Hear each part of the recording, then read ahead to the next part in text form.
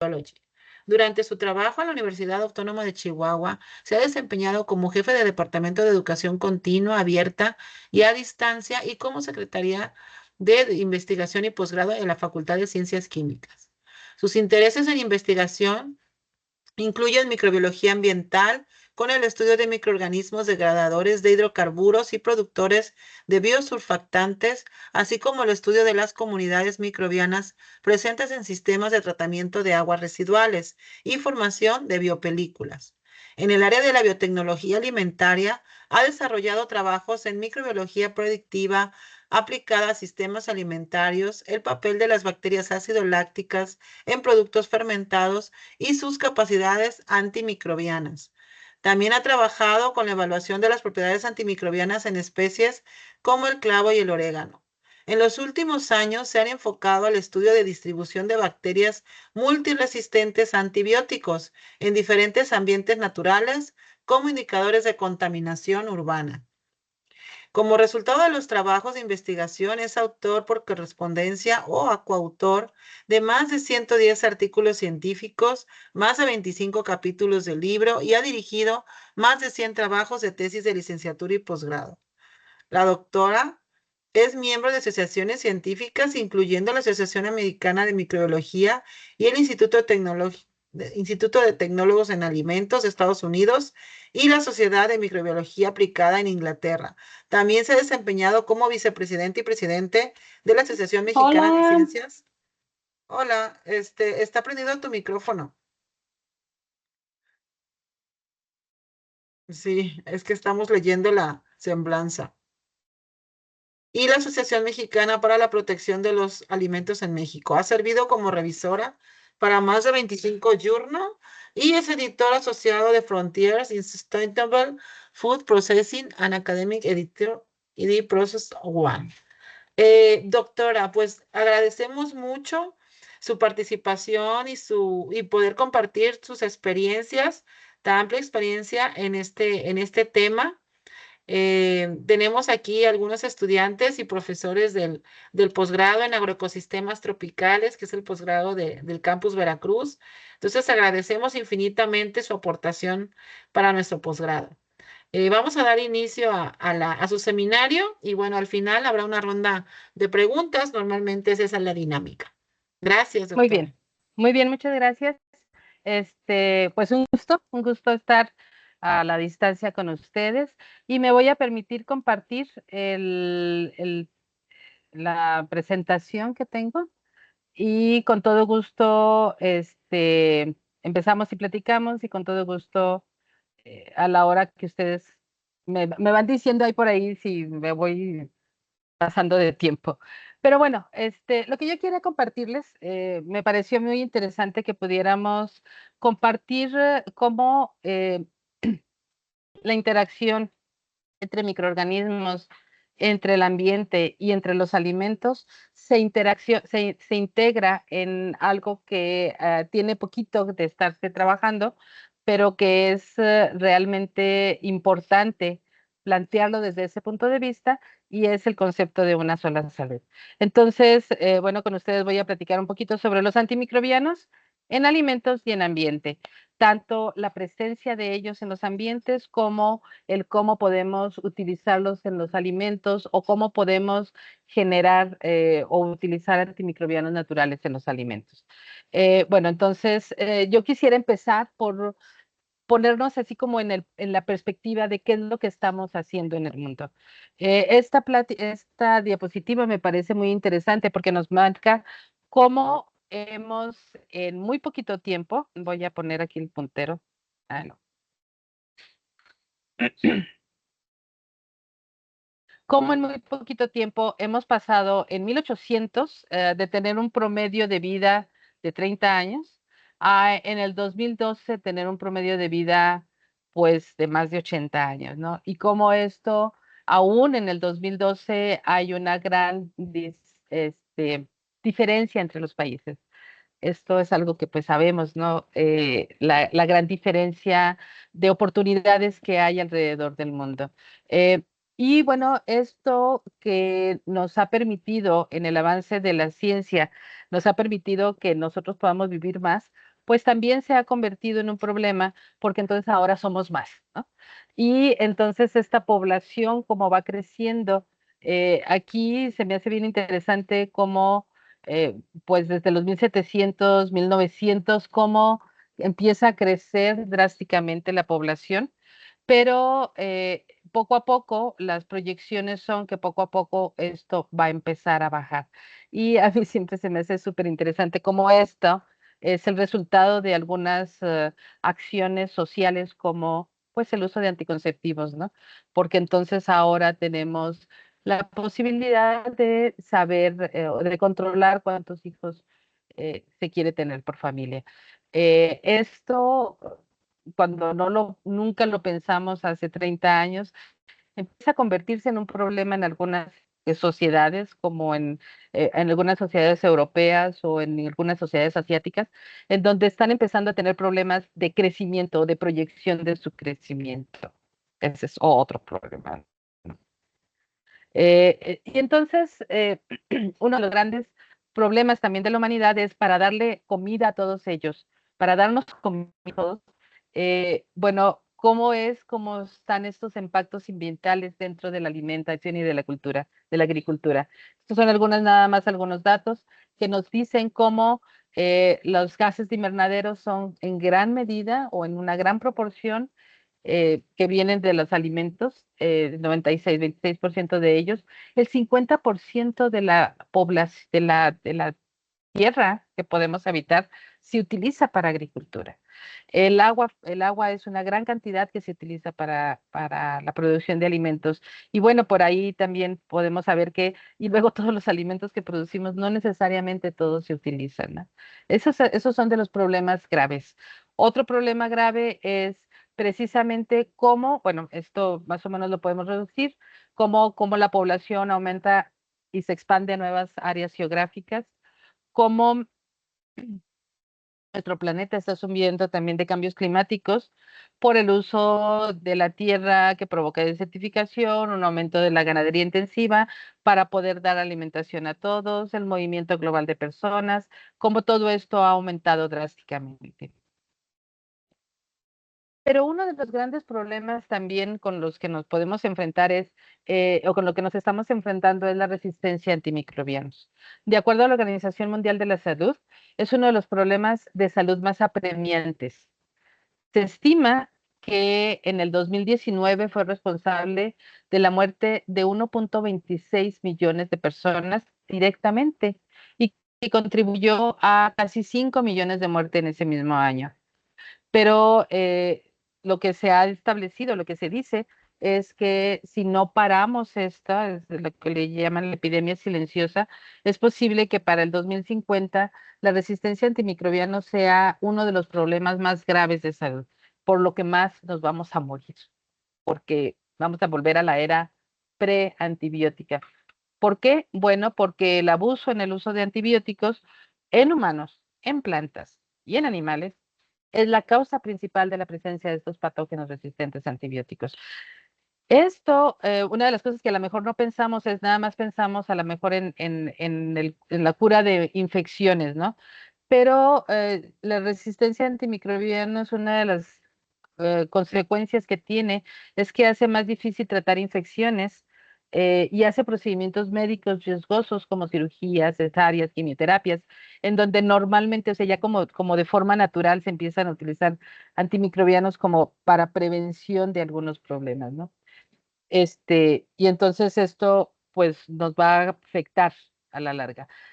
Esta es una gráfica bien interesante en donde, bueno, no sé si lo alcanzan a ver, pero finalmente aquí es, por ejemplo, cuando se introdujo el primer antibiótico, la penicilina en 1943, y cuánto tiempo pasó para que aparecieran microorganismos que eran resistentes a este antibiótico, ¿no? Entonces, del 43 hasta el 65.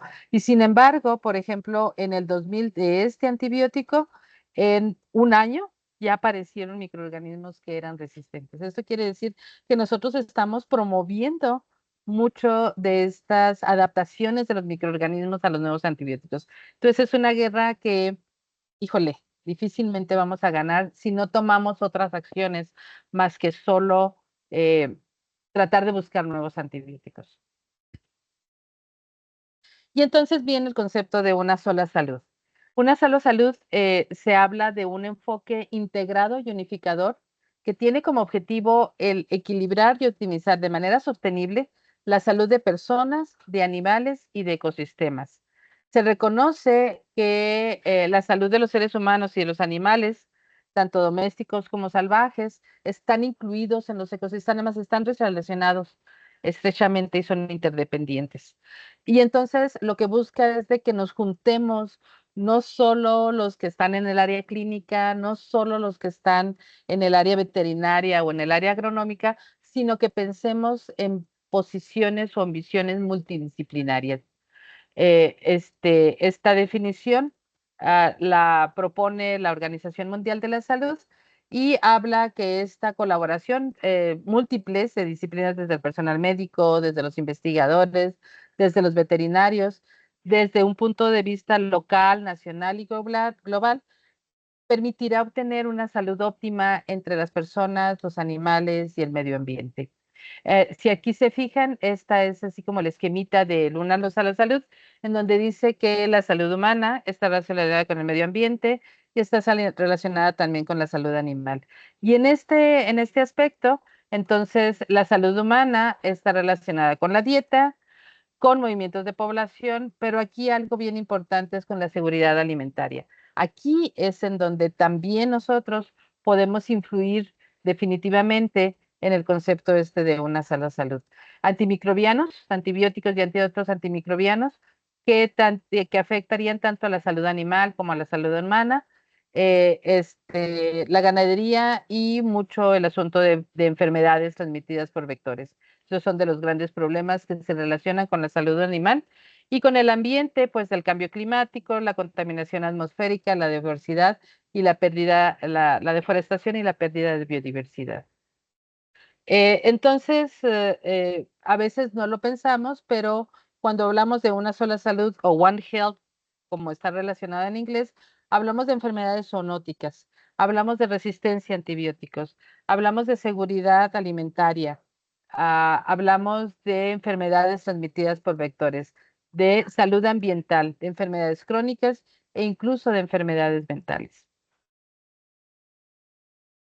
El concepto de una sola salud lo que sugiere es que deberemos de tener una interacción entre sectores y disciplinas, pero también esto relacionado con la sociedad para que haya una coordinación, colaboración y una comunicación importante para que entonces podamos migrar hacia el tener ambientes, ecosistemas saludables, que tengamos animales saludables y que tengamos, por lo tanto, humanos saludables. Y entonces, en este sentido, yo les voy a platicar de dos áreas en las que estamos trabajando. Ahorita, cuando me hicieron el favor de leer un poquito de lo que luego hago, yo digo que tengo un componente ambiental y también un componente en alimentos que he desarrollado fuertemente. Entonces, quisiera platicarles un poquito del componente ambiental y de cómo hemos llegado y de lo que hemos estado haciendo en los últimos años. En este componente ambiental, hace muchos años empezamos a estudiar los procesos de degradación de contaminantes en el ambiente. Este es un modelito muy bonito que hicimos hace años de cómo se puede ir haciendo el proceso de recuperación natural en los ríos y cómo se van limpiando de aguas que están muy contaminadas, que están muy sucias, con una gran carga de materia orgánica, a sitios, al agua que está un poco más cristalina, limpia, ¿no? Y como todos estos procesos, bueno, son los mismos microorganismos que hay en el ambiente los que llevan a cabo estos procesos. Estudiamos algunos de estos procesos naturales o que se han impulsado por el hombre en relación al tratamiento de aguas residuales. En particular, lo que veíamos es que era una propuesta de cómo podíamos estructurar dentro de los ríos un sistema que pudiera simular lo que se hace en el tratamiento de aguas residuales, en una planta de tratamiento de aguas residuales. Pero, y luego nos saltamos rápidamente porque luego empezamos a platicar empezamos a estudiar sobre las comunidades microbianas que estaban ahí. Y de ahí empezamos a platicar y a trabajar con compañeros que estaban viendo la calidad de agua en los ríos, en cuerpos de agua.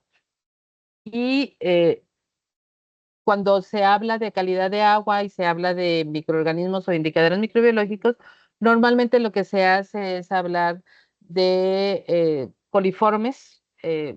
Poco creo que por ahí en suelos se busca salmonela, aunque a mí me parece muy difícil que se encuentre, pero es hasta ahí hasta donde se llegaba. Hace algunos años, estoy hablando hace como 15 años, se empezó a pensar como algunos otros indicadores de contaminación y del efecto que pudieran tener los microorganismos en el ambiente, el monitorear la presencia de bacterias resistentes a antibióticos en diferentes lugares. Entonces, este es un trabajo que se realizó en ese sentido. Estuvimos eh, pasando diferentes sitios.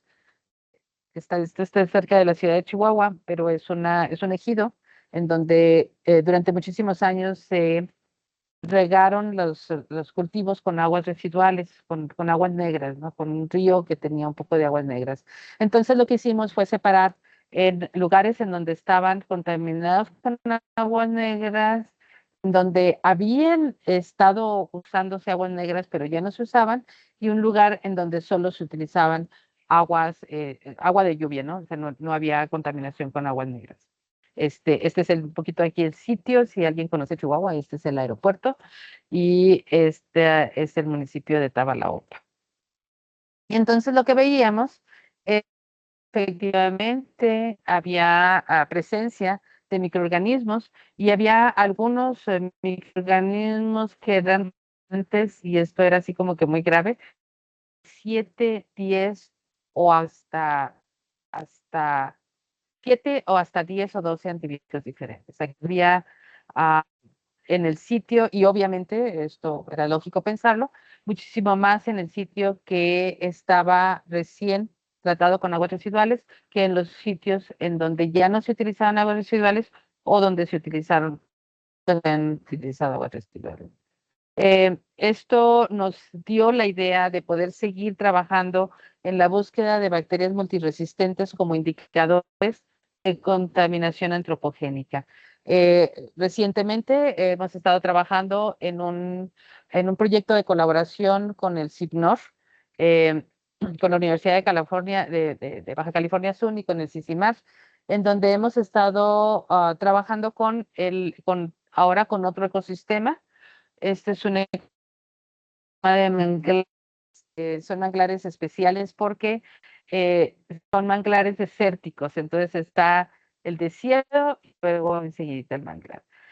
A diferencia de los que hay en otros lugares del país, podríamos decir que son chaparritos, o sea, no son muy amplios, son muy altos. Sin embargo, lo que se ha visto es que tienen la capacidad de retener muchos de los contaminantes, ¿no? Entonces, lo que queríamos era ver si utilizar estos mismos conceptos, ver qué tanto hay un efecto de las actividades antropogénicas sobre la calidad de los manglares. Y entonces estuvimos haciendo este análisis donde veíamos diferentes manglares, este es uno, este es otro, estos son 3 manglares diferentes, y estos están cerca de La Paz, de la ciudad de La Paz, y lo que veíamos, aquí estábamos buscando indicadores microbiológicos, que son básicamente coliformes, eh, y veíamos si efectivamente una diferencia en función de la cercanía a la ciudad. También estuvimos viendo la cantidad de bacterias multiresistentes a antibióticos. Bueno, pueden ver que se consideran multiresistentes cuando tenemos 3 o más antibióticos. Entonces hay hasta 152 cepas que pudimos aislar de todos estos sitios que eran resistentes hasta a 3 antibióticos y había 5 que eran resistentes hasta 7 antibióticos. De los antibióticos que estuvimos viendo, estuvimos seleccionando algunos dependiendo de las diferentes familias de antibióticos de acuerdo a su mecanismo de acción. Y bueno, lo que veíamos era que había algunas, como la cefotaxima, que son de las últimas generaciones de antibióticos y que ya hay resistencia a ellas. ampicilina, obviamente, de las que también son, que se han utilizado montones, ¿no? Eh, También estuvimos buscando no solo las cepas, sino también genes de resistencia a algunos de estos antibióticos. De manera interesante, aun cuando había...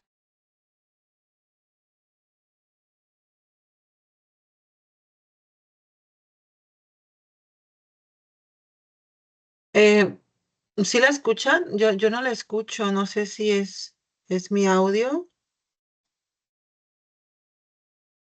No, doctora, no se escucha. No, no se Ok. escucha, no se escucha. Ok, le voy a mandar un mensajito para comentarle que la perdimos un momento.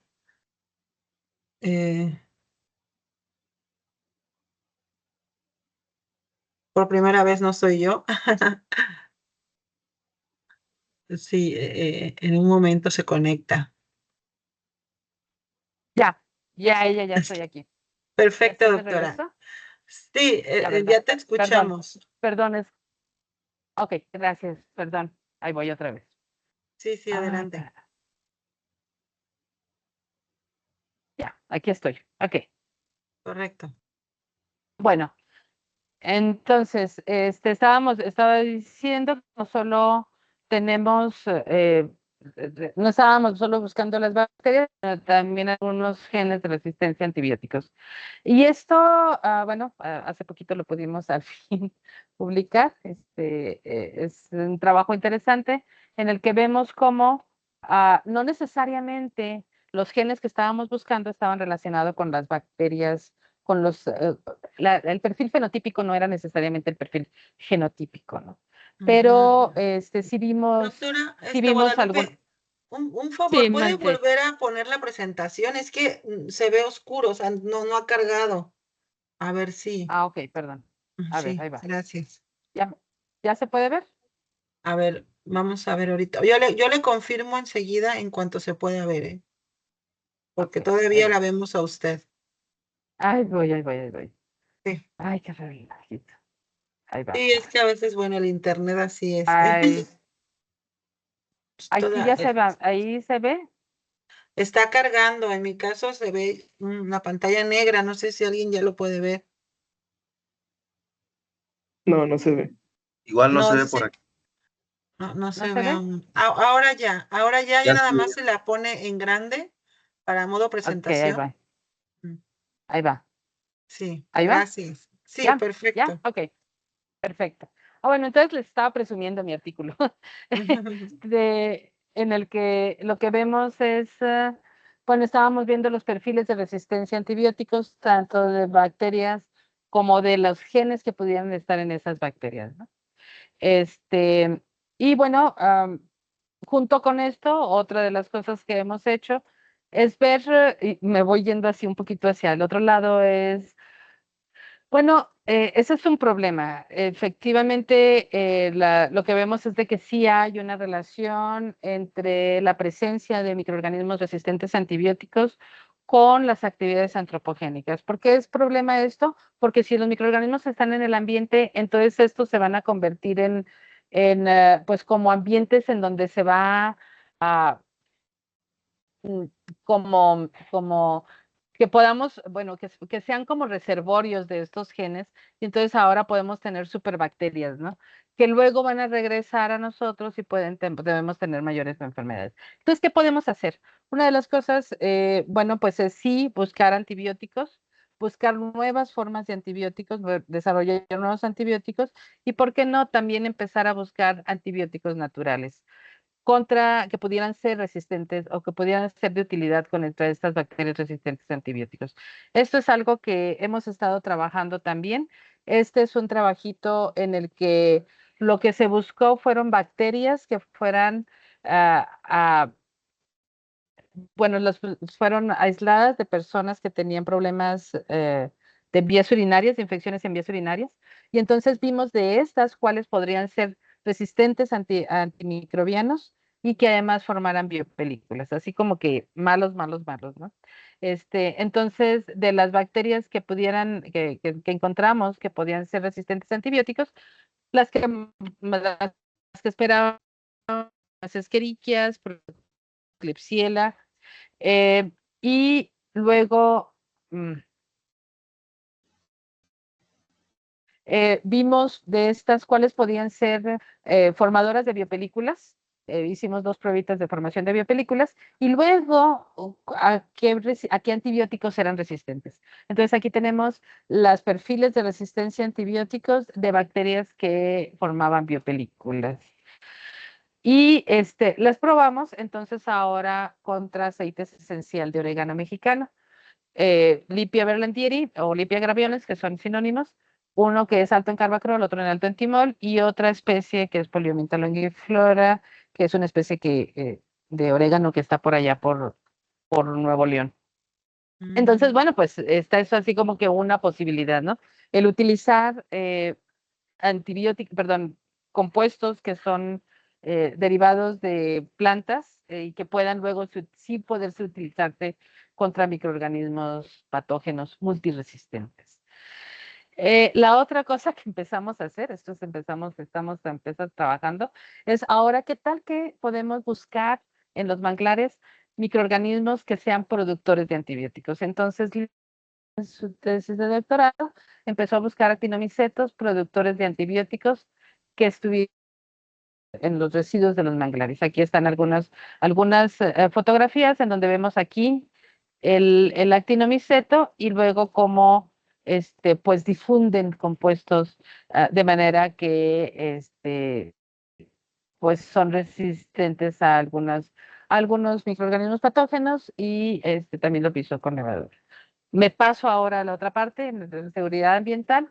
Entonces hablamos de que la seguridad alimentaria tiene que ver con la disponibilidad, con el acceso y con un consumo y utilización biológica de los compuestos, ¿no? Pero entonces estos tienen que ser seguros. La seguridad alimentaria tiene que ver con que los alimentos sean inocuos, ¿no? Y que además sean nutritivos. Eh, y entonces aquí lo que me gustaría luego platicar es cómo dentro de One Health o dentro de esta idea de One Health, nosotros podemos empezar a buscar organismos que puedan utilizarse en la biopreservación de los alimentos. Y bueno, básicamente estaríamos hablando sobre todo de bacterias acidolácticas. Eh, Algunas de ellas, en los últimos años, se ha reestructurado un poquito el nombre de las bacterias acidolácticas. Ahora algunas tienen unos nombres largototes, pero en el 2020 se sugiere que son 261 especies en 25 géneros, de acuerdo a esta última propuesta taxonómica. Y dentro de las bacterias acidolácticas, bueno, pues ya conocemos a los probióticos como habitantes normales del tracto gastrointestinal, de la parte baja del tracto gastrointestinal, que tiene un efecto, que pueden tener un efecto benéfico en el hospedero, que no pueden ser patógenas, no toxigénicas, que deben de contener números elevados y ser capaces de metabolizarse en el ambiente. Algo que se ha estado empezando a trabajar mucho es la idea esta, no solo de los probióticos, sino de los posbióticos, es decir, cómo los restos de las células o restos de células o compuestos que produzcan estos probióticos son los que pueden pasar la barrera intestinal y entonces tener efecto en algunas otras partes del organismo. Eh, bueno, y también con probióticos hemos platicado, hemos trabajado un poquito, ¿no? Entonces, aquí una de las cosas sobre las que nos lanzamos es, bueno, ¿qué tal que entonces ahora buscamos probióticos en algunos sitios o en algunos productos típicos de la región? Uno de los productos típicos de nuestra región es el queso Chihuahua. Y entonces empezamos a buscar microorganismos que, bueno, empezamos a trabajar sobre el queso, que es un queso que se elabora de manera tradicional con leche sin pasteurizar, y entonces veíamos cuáles eran los cambios en los microorganismos. Esta me gusta porque se ve cómo durante la maduración, bueno, se van eliminando muchos de los microorganismos relacionados con mala calidad, que pudieran ser estafilococos o coliformes, ¿no? Y también lo que hicimos fue poner muchas de estas bacterias, de las bacterias ácido lácticas que aislamos de queso Chihuahua, empezamos a buscar cuáles de ellas podrían tener capacidad de producir bacteriocinas. Aquí está una tesis, la tesis de Gina, de maestría. Tomó una de las queserías, que eran 181 aislados, y de ellas recuperó, bueno, después de un tiempo que los habíamos almacenado, 85 se recuperaron y se vieron que algunas de ellas tenían capacidad de formación de inhibición contra Listeria monocitógenes sobre todo. Algunas de ellas contra Staphylococcus aureus.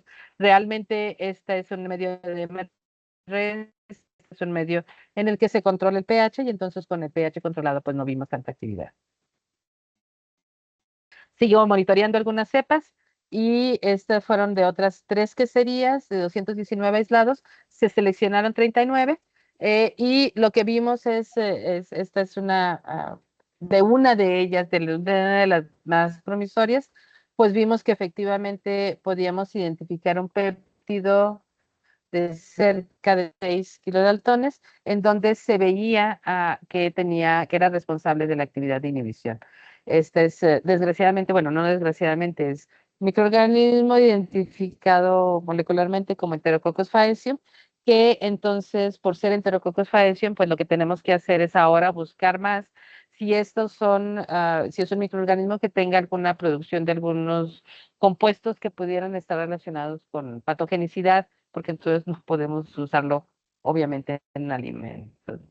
Pero esto, de alguna manera, nos ha dado la guía de cómo debemos de buscar algunos compuestos y ahorita estamos también empezando un trabajo en el que queremos buscar a partir de alimentos fermentados tradicionales, bacterias lácticas, aislarlas, probar su capacidad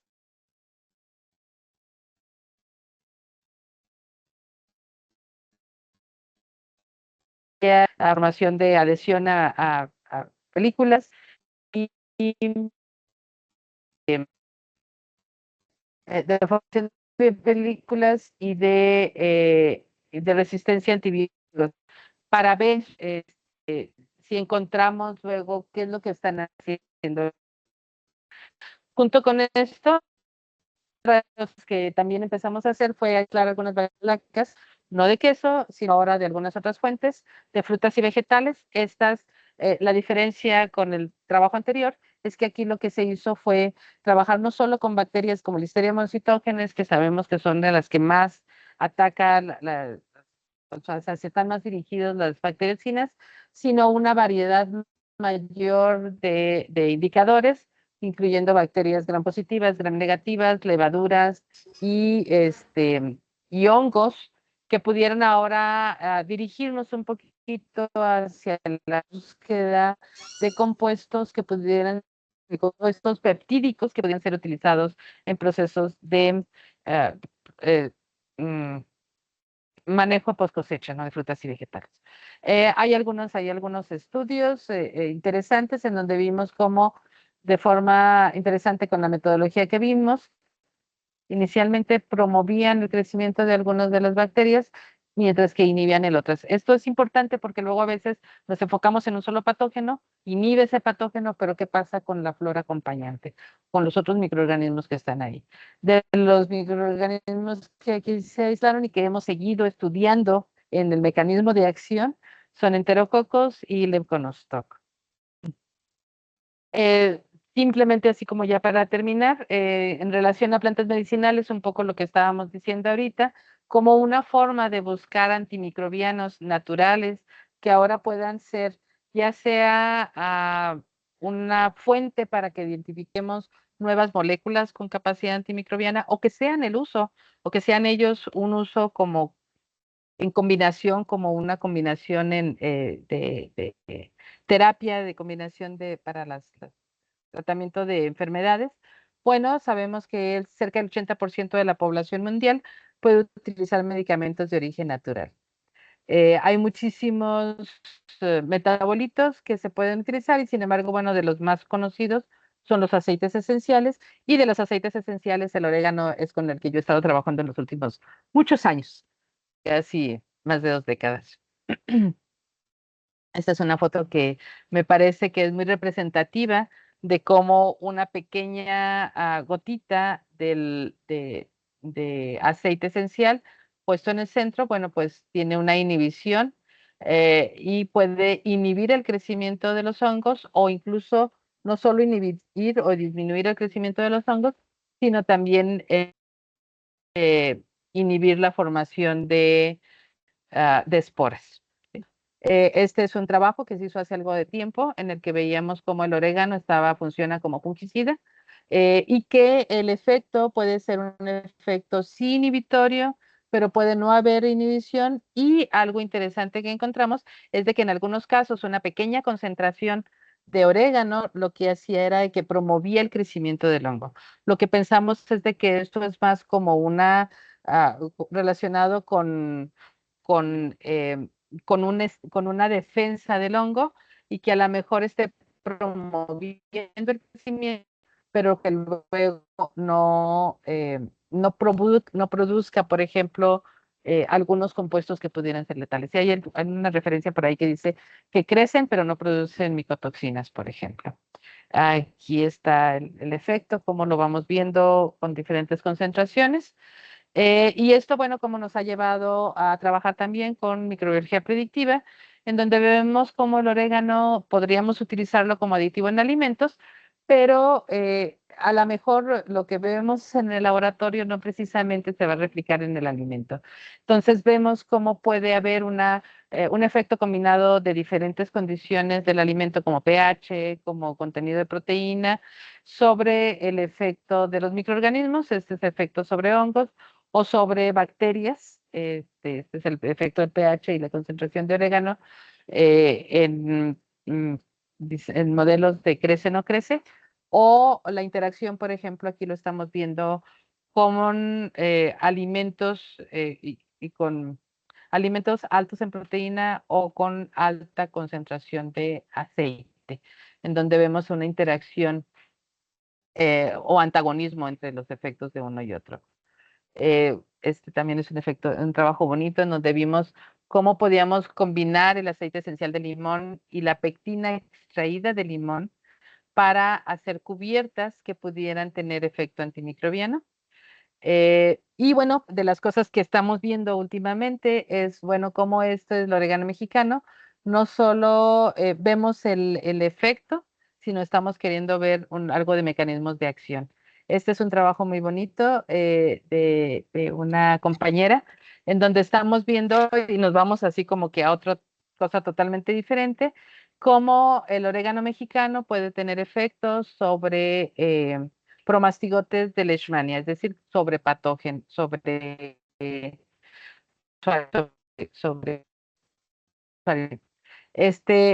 con mecanismos de acción. Este es un trabajo en el que se hizo en colaboración con el Instituto Politécnico Nacional y en donde se utilizó citometría de flujo para ver el efecto y vemos cómo el efecto que nosotros pensamos que generalmente, como pensamos en los aceites esenciales que llega y destruye la membrana, lo que estamos viendo aquí es que no necesariamente destruye la membrana de inicio, sino que tiene algunos efectos sobre el funcionamiento interno de la célula y luego como efecto de ello, entonces destruye la membrana.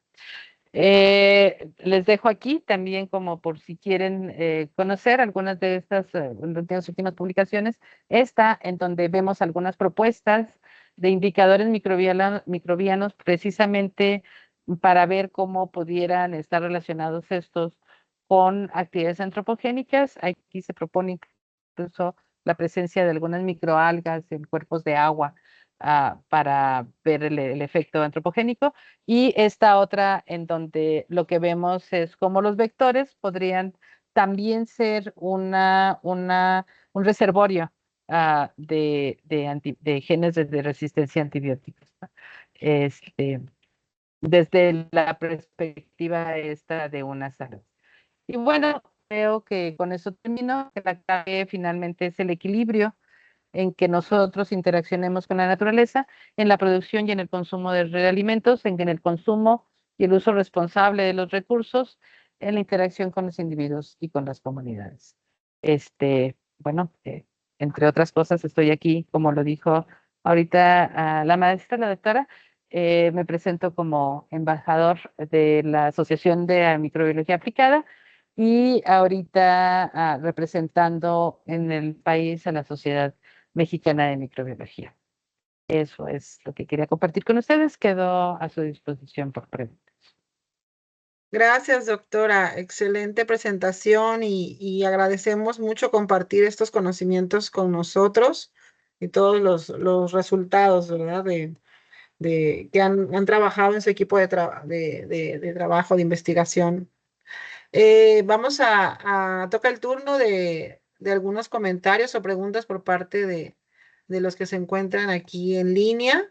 No sé si alguien tiene algún comentario o pregunta, puede tomar el micrófono adelante o alzar su mano o mostrar un mensaje por el chat. Por aquí lo vamos a leer. Está también el registro de asistencia. Por favor, les pediría yo que se registren a todos los estudiantes o profesores que nos acompañan. ¿Alguien que quiera preguntar algo a la doctora Guadalupe? Sí, adelante, César. Y posterior el doctor Octavio. Gracias. ¿Qué tal? Gracias, doctora Isela. Bueno, pues muchas gracias. Fascinante seminario. Muchas felicidades a la doctora Guadalupe.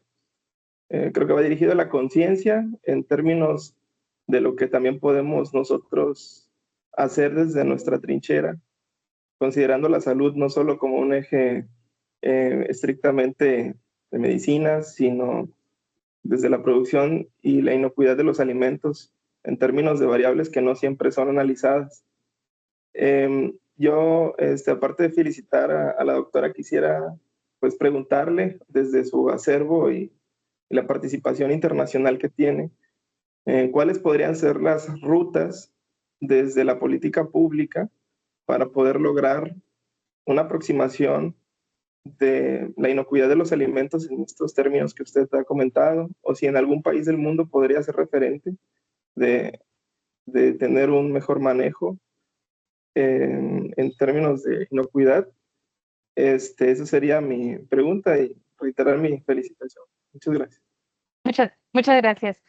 Híjole, bueno, fíjate que una de las cosas que yo he observado es, híjole, sí, cómo luego las sociedades van avanzando, ¿no? En términos de lo que como sociedad están preocupados. Eh, en relación a la inocuidad alimentaria, yo veo cómo hay algunos otros países en donde sí efectivamente, digo, este concepto de una sola salud es un concepto que yo veo que está muchísimo más desarrollado en algunos países como Europa, incluso no tanto como en Estados Unidos, sino más como Europa, en donde hay sí la preocupación de las autoridades en la participación de las comunidades científicas en la política pública. Bueno, lo que me decías ahorita es, a lo mejor lo que me toca es, digo, es así como que sí, efectivamente ha sido una experiencia muy enriquecedora el que yo pueda ser parte de la asociación esta de la Applied Microbiology International. Dentro de ella hay un grupo, ellos eran la asociación aplicada de alimentos, las FAMP, los que editan las Letters in Applied Microbiology. Entonces es una asociación chiquita, nacional, chiquita de Inglaterra, pero entonces dijeron, ¿saben qué? Tenemos que así como que cambiar y pensar en tener un impacto mayor. Entonces, por eso cambian el nombre y por eso crean estructuras como esta de los embajadores globales y hacen una serie de grupos. En estos grupos invitan a que las personas apoyen con las políticas que ellas pudieron llevar en diferentes temas. Entonces, yo estoy precisamente en el área de una sola salud con ellos y una de las cosas que luego me llega son preguntas del gobierno de Inglaterra que pide opinión de expertos en diferentes temas. Entonces yo digo, o sea, qué padre que a través de las asociaciones los gobiernos puedan acercar el conocimiento de los expertos para que les ayuden a tomar decisiones en políticas públicas, ¿no? Entonces, regresando a México, me parece, yo desde hace años creo mucho que la respuesta poco a poco se va más a la sociedad civil.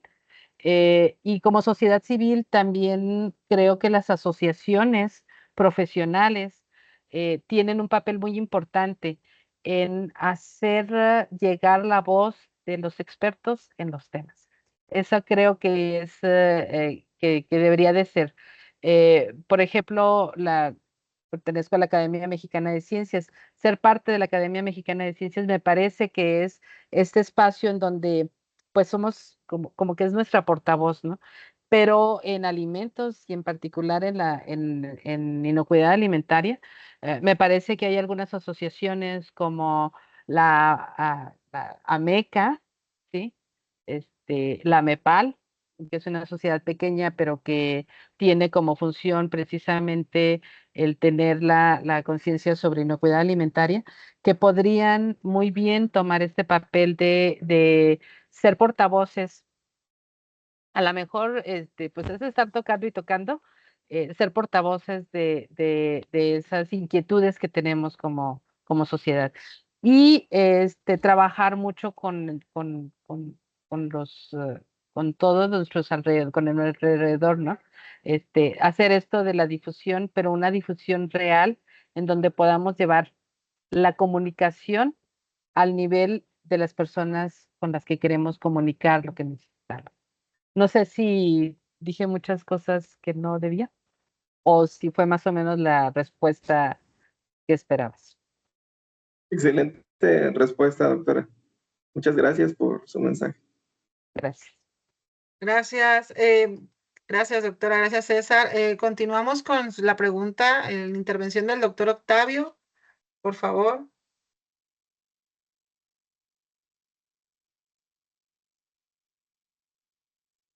No se escucha, doctor. No se escucha.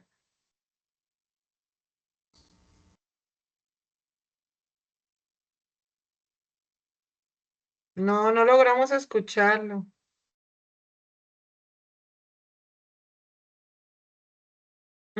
No, no se escucha, doctor.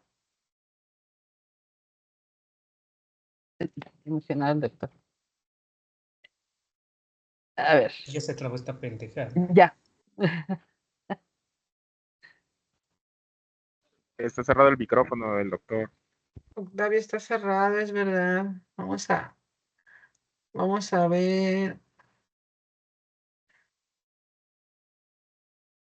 No sé por qué está silenciado. Qué raro. Ujú. Dice que lo va a escribir, sí. Ok. No sé por Muy qué bien. está silenciado su micrófono. Ujú. Y no le puedo quitar el micrófono, no sé. Digo, activarlo, no sé si está por aquí el técnico Jesús, soporte, que nos ayude. Yo creo que ya lo está escribiendo. Sí, ¿cómo Sí, dice, ¿cómo considerar en la salud para todos One Health? Si los alimentos son tu medicina o que la medicina son tus alimentos. Híjole, esta es bien bonita la pregunta, ¿no? Porque me voy a referir a algo, a lo mejor un poquito fuera de contexto, pero no tanto. Mire, yo precisamente una de las grandes cosas, uno de los temas que más me gusta es precisamente el trabajar con especies, el trabajar con plantas medicinales o plantas que se utilizan en la cocina, porque lo que yo creo que es que tenemos una deuda con nuestros pueblos originarios de tomar y de mantener y conservar la historia que hemos desarrollado a través de los tiempos. Y en este sentido, cuando nosotros analizamos las diferentes culturas, vemos, por ejemplo, como muchas de las culturas de zonas tropicales utilizan muchísimo más plantas medicinales o especies, perdón, más que plantas medicinales, especies para la construcción de los alimentos. Entonces, eso quiere decir que de manera natural se utilizaban los antimicrobianos, ¿no? Ahora estamos vemos la salud y vemos, por ejemplo, los compuestos en los alimentos, los componentes funcionales. Y decimos, bueno, es que los componentes funcionales son los que tienen una función más allá de solo nutrir. Sí, bueno, eso lo hacemos, pero ¿y qué tanto siempre lo hemos hecho? ¿Qué tanto nuestras abuelitas tenían el conocimiento de, es que pues se enfermó del estómago, entonces dale este tecito? O algo tan sencillo como la riqueza del pozol en el sur del país, que daba nutrientes que se requerían a los trabajadores del campo, ¿no? Entonces se llevaba su pozol y entonces era muy bueno.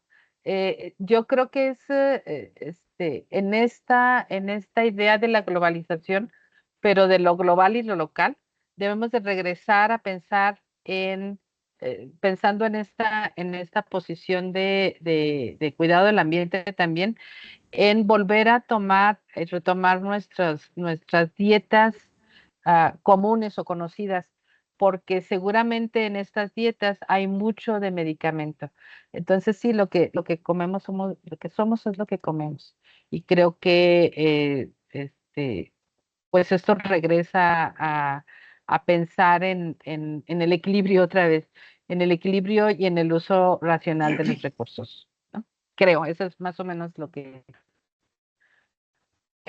con lo que dice el doctor. Gracias, doctor. No sé si tenga algún comentario adicional o alguien más tenga algún comentario. Si no es así, bueno, estamos ya sobre las 2.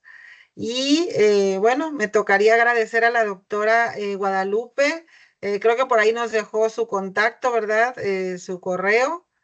Y bueno, si no, cualquier interés en contactar con usted, me lo pueden hacer saber. Me mandan un correíto, un mensajito o me buscan en el colegio y bueno, con gusto les paso Le damos un abrazo virtual a la doctora y, Muchas eh, gracias. y agradecemos mucho su tiempo, el tiempo que se tomó para este seminario. Gracias. Esperemos que haya sido de interés y que hayas como que abierto posibilidades, ¿no? No, claro, Sí. de colaboración seguramente. Aquí Ujú.